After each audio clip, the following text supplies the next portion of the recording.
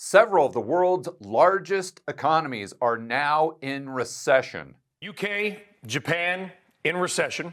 Germany's probably next. China's economy is suffering from deflation. So we have to start asking the question, could 2024 be worse than 2008? I'm going to explain this to you in 3 simple, fast steps. Step number 1, let's go over this global recession that we're likely entering, or maybe we've already entered. Now, I know a lot of you right about now are saying, George, what are you talking about? The stock market is at all-time highs. The unemployment rate here in the United States is almost at all-time lows. Okay, fair point. We're going to get to that in just a moment. But before we do, let's take a look at how the global economy works. And yes, this is a simplification, if you couldn't already tell. So I want to point out initially that the global economy is very interconnected. All right, we've got the United States right here, obviously. We have the UK, Germany, China, Japan. Okay, well, right now, Germany is in recession. In fact, the whole Eurozone is most likely headed for recession.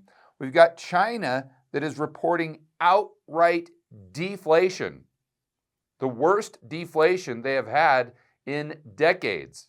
Now, officially, they're not in recession yet, but tell me how a modern day economy can have quarter after quarter of deflation and not eventually go into an economic contraction. Japan, they're in recession. The UK, they're in recession. But the United States, our economy is booming? Well, how does that work? First of all, editor, go ahead and throw up a chart. We have to recognize that the 4 main economies for manufacturing would be China at 28%, United States at 16%, Japan 7%, Germany 5%. Now, these statistics are from 2018, but the percentages might change slightly, but the 4 major players are still going to be the same. So let's think through how this works. China exporting goods to Japan, Japan exporting goods to China, China exporting goods to Germany, and Germany doing the exact same thing. And even with the United States, we produce way, way, way less than we consume. We still export a lot. So it's a similar type of relationship where China exporting a lot of goods to the United States, but we're exporting goods to China, UK. It's all interconnected. So what happens is if Germany, China, Japan, UK go into a recession, well, that's going to impact the demand for all of the people that we're exporting to. That means our exports go down. So what likely happens to our GDP? And of course, the rebuttal for that is going to be, George, don't you know anything? The United States doesn't need to export stuff. 70% of our economy is consumption. So if we don't have demand outside of the United States, then we'll just consume all of that extra stuff right here in the good old US of A. Okay, well, that really doesn't make a lot of sense because what we have to realize is that all the stuff that we are exporting is a surplus. In other words, there's not enough demand for that stuff in the United States of America. Let me give you a specific example. We export a lot of food. Let's just say corn and poultry and chicken. So I don't know that anyone would argue that Americans can eat more than they already do. I think they eat plenty as it is.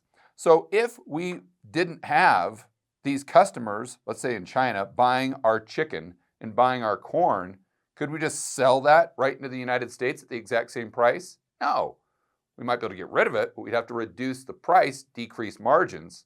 If we decrease the price, what does that do to nominal GDP? Brings it down. But that's not all. Let's look at it from the flip side of the coin. Like we said earlier, the United States does export a lot, but we import way, way, way more, which is why we have these massive trade deficits. Okay, well, if Germany is going into recession, China depression, all of this economic activity is decreasing, what that means is there's probably going to be a lot of entities that will go bust. A lot of those entities are providing goods, the goods that we consume here in the US. Let's go over a specific example of something that's happening right now as we speak. It's very topical. It's this trucker protest for New York City. Editor, let's cut to the internet. We can go ahead and connect some dots and see how this is actually pretty similar to the relationship that we have with all of our trading partners. So if you haven't heard, there's a lot of truckers that are threatening to protest New York City by refusing to take goods from, let's say, the Midwest into New York City, or from wherever into New York City, for those goods to be consumed. So a lot of New Yorkers like, oh, forget these truckers. We don't need them anyway. It's just, everybody knows that when I go down to the grocery store, that stuff just magically appears. I mean, the truckers don't do that. It's the food genie that they just wiggle their nose and food appears. And I go down and eat the stuff. It's fantastic how this works. But what those New Yorkers don't understand is illustrated perfectly right here. If trucks stopped, this is from cdllife.com, within 24 hours, delivery of medical supplies to the affected area will cease. Hospitals will run out of basic supplies such as syringes. Service stations will begin to run out of fuel. Manufacturers using just-in-time manufacturing will develop component shortages. U.S. mail and other package delivery will cease. Within one day, food shortages will begin to develop. Automobile fuel availability and delivery will dwindle, leading to skyrocketing prices and long lines at gas pumps. And I'm not going to read all of this, but as you can imagine, it gets worse. 2 to 3 days, food shortages get worse. ATMs run out of money. The garbage can't get picked up. Shipping containers won't be delivered. And then you get down to the 4th week, and this is when the nation will exhaust its clean water supply. Illness will increase, further taxing an already weakened healthcare system. And to a certain degree, we saw this back in the cerveza sickness, when we realized, oh, shoot, all the drugs that we take or all the masks that we use that didn't turn out to work anyway are all imported from China or other places. We don't produce that stuff here. So what are we going to do? Things grind to a halt when you don't have those goods for all the consumers to purchase. You see the relationship? Let's go right back to the whiteboard. So obviously, New York is an extreme example, and I'm not saying that if the economies of Germany, China, and Japan continue to go downhill, more of their businesses go bust, that we'll have some sort of Mad Max situation here in the United States. It'll happen to a much lesser degree, but the concept still remains. That if we have less stuff for us to buy in the United States, it is true, prices may go a lot higher, but economic activity will definitely slow down. But now let's zoom out and look at some macro data. First and foremost, editor, go ahead and pull up a chart of the UK and past recessions. And let's also look at the Eurozone, kind of use that as a proxy for Germany, and then the United States. And we can see when we go back to the 1970s that we have never had a time when the UK and the Eurozone have been in recession when the United States was not also in recession. Now, there is a time in 2012 where the Eurozone went into recession. The United States and the UK avoided it. But again, the UK and the United States were not in recession in 2012. And I'd also like to point out that during the dot-com bust, the US went into recession that the UK and the Eurozone avoided. So just to make sure we're all on the same page, let me reiterate. The UK and Europe has never been in a recession, which UK and Germany are in right now, without the United States joining them. So what is the probability that this time it's different? But I know right about now your friend and family member Fred is looking at the TV screen, or you're showing him this video and he's saying, oh, I don't know why you keep watching this tinfoil hatter, this fearmonger. This guy doesn't know what he's talking about. George Gammon. All you have to do is just look at the S&P 500, for heaven's sakes. Look at the unemployment rate here in the US. It's impossible for us to go into a recession right now. The economy is booming, for heaven's sakes. Okay, fine. Valid points. Editor, let's go ahead and throw up a chart of the Nikkei in Japan, the stock market. It's at all-time highs. And let's look at the unemployment rate. Under 3%. But they are, in fact, in a recession. And that's not all. Let's look at the stock market in Germany. All-time highs. Let's look at the stock market in the UK. All-time highs.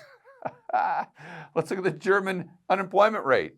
Creeped up lately, but it's very, very low, relatively speaking.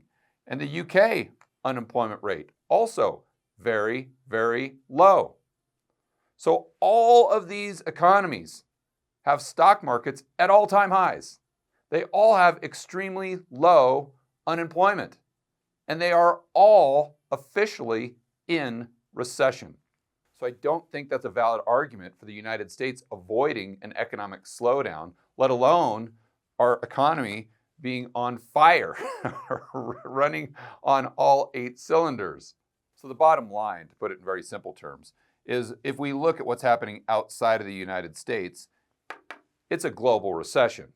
Let's just call a spade a spade. And the probability of the United States avoiding that is extremely low. Step number 2. So we know the global economy is very interconnected, but what about the banks in the global economy? Remember, we've got Chinese banks, German, Japanese, United States, UK. They all have banks that are also connected to one another, just like the economies. In fact, I would argue they're probably even more connected. Let's remember that back in 2008, we had the GFC. But what did the G stand for? You all know this. Global financial crisis. It wasn't a financial crisis. It was a global financial crisis. But why? Because I left the boom there, not to represent an economic boom, but our financial system going boom. Basically blowing up. Why? Because of the real estate market crashing. So the real estate market crashing impacts the United States banks, which impacted the banks in the UK, Germany, China, Japan. In other words, the banks in the euro dollar system that turned a real estate crash into a global financial crisis. And I would argue today the dynamics that were at play within the monetary system are even more extreme than they were in 2008. Want some proof? Editor, let's cut straight to the internet. We've been using this diagram a lot lately, so I want to start by giving a huge shout out to my good buddy, Jeff Snyder, over at EurodollarUniversity.com. If you like the stuff we're going to go over right now, you're going to love the content over on Jeff's YouTube channel and website. So check out EurodollarUniversity.com and on YouTube, Eurodollar University. Okay, so we start off with Bank of Russia, Cayman Islands, Grand Cayman, Singapore, Montreal, Bahamas, Switzerland. And then we have these global dealer banks. Over on the right, we've got insurance company, Board Insurance Company. Well, I can assure you right now that this isn't going to be boring. What we're talking about, in fact, your blood pressure is probably going to go through the roof. So if you're wondering, yes, it is officially stiff drink time here on the George Gammon channel. So the Bank of Russia issues a loan to the Bank of Emil of Grand Cayman. Okay, great. But what just happened? You see, the Bank of Emil now has a liability, but because they just borrowed money from the Bank of Russia. But that liability is an asset of the Bank of Russia. And then let's say Grand Cayman Bank extends credit, issues a loan to Singapore. Well, now all of a sudden, Singapore's liabilities are Grand Cayman's assets. But remember, Grand Cayman's liabilities are Russia's assets. Next, you may be asking, okay, George, well, what's this highlighted part under the liabilities for Singapore? Well, that just indicates that in order to borrow the money, they had to do it via an interbank repo transaction. So they had to post collateral. Well, what if they didn't have the collateral that Grand Cayman was demanding? Most likely U.S. Treasuries. Well, they'd have to borrow that collateral. So let's say they do from Global First Dealer Bank because they have those treasuries on their balance sheet. Okay, great. So then they go ahead and do that. The transaction is done. But the process of interbank repos gets even more complicated and more risky. More on that in just a moment. So then Singapore Bank issues credit to Montreal or lends them money. And then Montreal does the same with Bahamas, Switzerland. And you can see how this just goes around in a circle. But what I want you to notice is the liabilities for the banks are the assets for the other banks. And you say, George, well, all these things are collateralized. Well, no, they're not. Just some of them are collateralized. And the ones that are collateralized with collateral that the bank themselves had to borrow. And remember how I said we'd get right back to some rehypothecation stuff? Here we go. Let's assume that the Bahamas needed an interbank repo as well. In other words, they needed a collateral, but they don't have a relationship with Global First Dealer Bank. They only have a relationship with BSD Global Dealer Bank, and they don't have the treasuries. So what BSD does is say, hey, Board Insurance Company, we've got a relationship with you. So we want to borrow the treasuries from you so we can lend them to the Bahamas so the Bahamas can get the loan they need from Montreal. Remembering that that loan that just went onto the balance sheet of Bahamas is collateralized with collateral that was not only borrowed from BSD, but was borrowed from Board Insurance Company. And that loan that's on Bahamas' balance sheet as a liability is an asset of Montreal. And Montreal's liabilities are assets of Singapore's. And Singapore's liabilities are assets of Grand Cayman. You see how this just goes around in a circle. Now let's assume for a moment that one of these banks in this interconnected network goes bust. We'll assume it's Switzerland Bank. Well, what does that do to the balance sheet of Bahamas? Well, now all of a sudden they're bust because they're insolvent. Why? Because their assets were the liabilities of Switzerland Bank. But then what happens to Montreal? The exact same thing, because their assets were liabilities of Bahamas. And the same thing happens to Singapore, same thing happens to Grand Cayman, same thing happens to Russia. And oh, by the way, then BSD can't deliver those treasuries that Bahamas borrowed from them back to Board Insurance Company. So then what happens? Well, then that blows a hole in their balance sheet because they either have to come up with it, or if they can't, then Board Insurance Company could potentially go bust because they no longer have those assets on their balance sheet because they weren't paid back. It's basically like a bank issuing a loan and not being paid back. So then you have to think through what would happen to the real economies if the banking system blew up. I mean, just think about that in terms of the United States. Let's just say that we wake up tomorrow and JP Morgan, Wells Fargo, Bank of America all go bust. No one bails them out. No one bails out the depositors. So what happens to your $1,000 that you have in your checking account at Wells Fargo? It's gone. I mean, in that environment, you're talking about the 1930s, the Great Depression. So you see how the economy is very important to the banks, but the banks are also very important to the economy. It's a very circular relationship. Step number 3, to determine if 2024 could be worse than 2008, we have to ask ourselves, what is different about today than 2008? Or maybe we should go back even a little further and say 2007. Here's what I'm referring to. In step number 2, I think you now realize how important, crucial treasuries are to the global monetary system.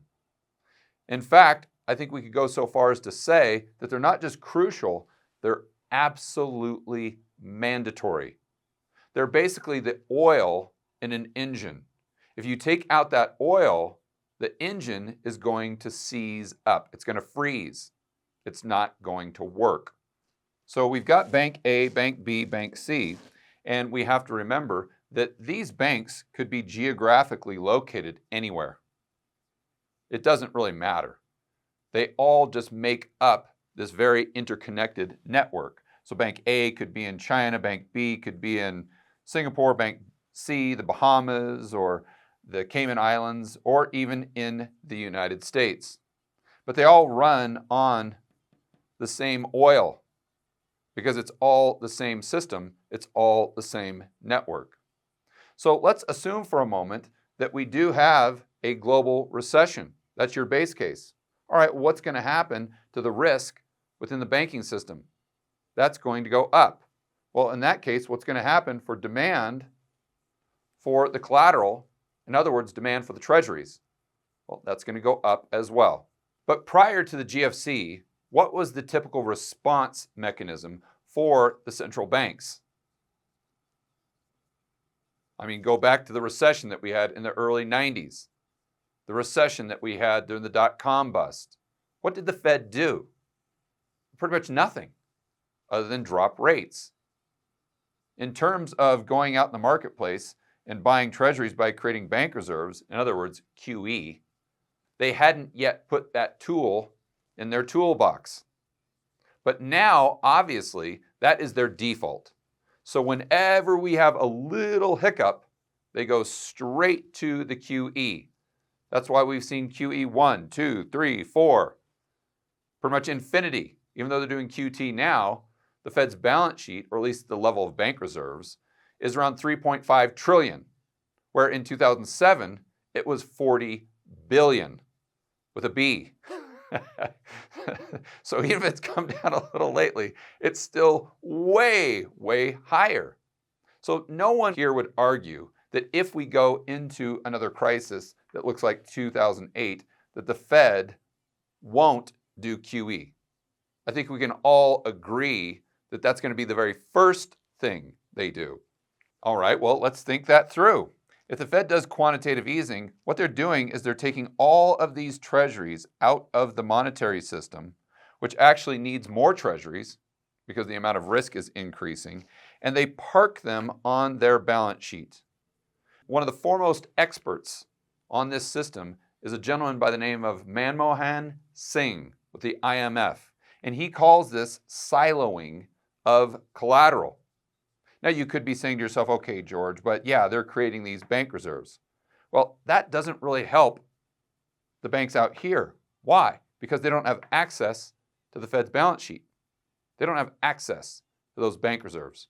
So there's a very strong argument that while the banks that do have access to these reserves or the Fed's balance sheet do have some sort of benefit, the system as a whole has a net negative because these treasuries were useful or more useful, not just to the banks that don't have access to the Fed's balance sheet, but even for the banks that do have access to the Fed's balance sheet. Why? Because they are connected to the entire network. Now, let me be very clear. I am not saying that the Fed coming out and bailing out a bank in the United States system by creating more bank reserves and taking assets off their balance sheet doesn't help that bank. It absolutely does. and it might be able to prevent a complete collapse of the system. But we have to look at the trade-offs. Like Thomas Sowell says, there are no solutions, there are only trade-offs. So by taking collateral or oil out of the system, you're just replacing it with something that over the long term is going to be less effective. And if it's less effective for the banking system, the global monetary system, that's going to increase risk, which is going to make the recession a lot worse. Why? Because of that circular relationship that we discussed earlier between the real economy and the monetary system. You cannot have a collapse of the monetary system without a collapse in global economic output. And you can't have a collapse in global economic output without having a collapse in the global monetary system. So is the next crisis, regardless of what year it falls in, going to be worse than 2008? Well, there are no certainties, there are only probabilities. I can't tell you what's going to happen in the future. None of us know. But what this video should make very clear is the amount of risks we have in the system. The amount of potential problems we have is definitely greater today. Now you may be saying to yourself, okay, George, but the bank's balance sheets are far better off. They're in a much stronger position than they were in 2007 or 2008. I'd respond by saying, tell that to Silicon Valley Bank, Signature, First Republic, Credit Suisse, New York Community Bank, Japan, the UK, Germany, China, the Eurozone, and most likely, eventually, the United States. So the next question becomes, okay, what does this mean for the stock market? I'm sure a lot of you have a 401k, you've got a portfolio, you've got an IRA. The stock market represents a good portion of your net worth. Well, the good news is I just did a video on this topic specifically. You can check it out by clicking this link right here.